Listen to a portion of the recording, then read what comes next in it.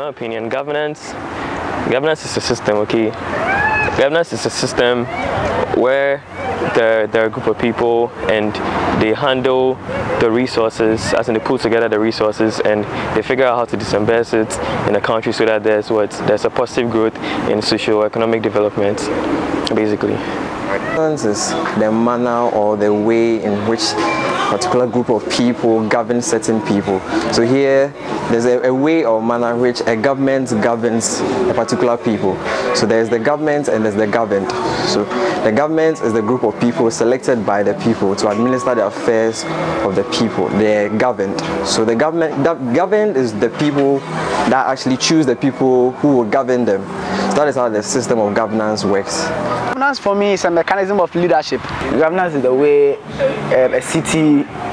a community is controlled by the people in the authority. I'll just give one scenario.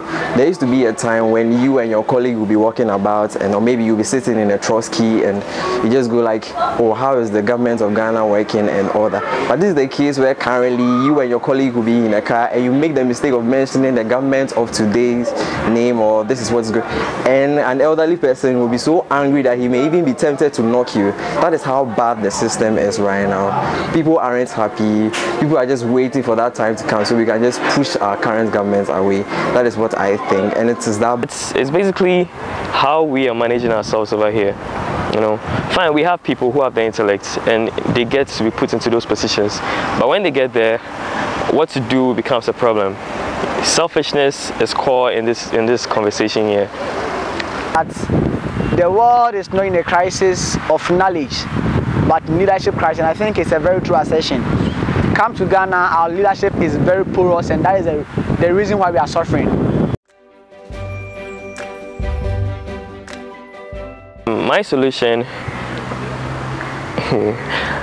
I don't think one solution will work here, but I feel for a stepping stone, for a start, I feel like there should be a more rigid system of accountability and transparency, so that we are kept informed. We know the government is very open to us and we know exactly their dealings, their proceedings. We know exactly what they are doing. You ask me how we are going to solve things.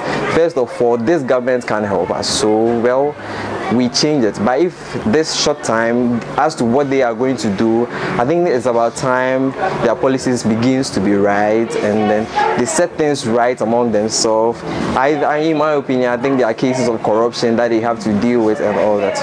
I think there's a lot of work to be done. Situation in Ghana, I think the governance structure, or the governance should be restructured. Firstly, there must be efficient allocation of resources. That is, the government must efficiently allocate the resources, that's the national cake, among the citizens. We must distribute them equally, and also there must be job opportunities.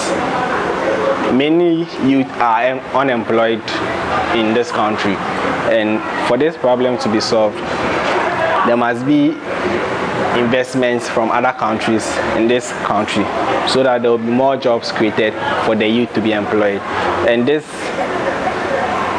eradicates various social vices such as armed robbery and prostitution. Okay, one, I think that our leaders should have this idea that leadership is not about impressing people. For me, you see, if you live as a leader for compliment instead of accomplishment, you begin to fail. Because our leaders are thinking so much about how to win and how to perpetuate themselves in governance, they are not able to take the risk of doing the right things, and that is the reason why we are suffering. Better governance, there should be proper management of the resources we are being given. Leadership in the country has not helped solve corruption issue. And then we talk about unemployment. See, the money we lose because of corruption can help create jobs. For example, National Service Bureau, we are all in Ghana, we lost about 7.9 billion cedis just because of corruption. If this money was used wisely, it could have created a job for other people. So for me, I think that leadership must look at the simple things that would make life easier for us.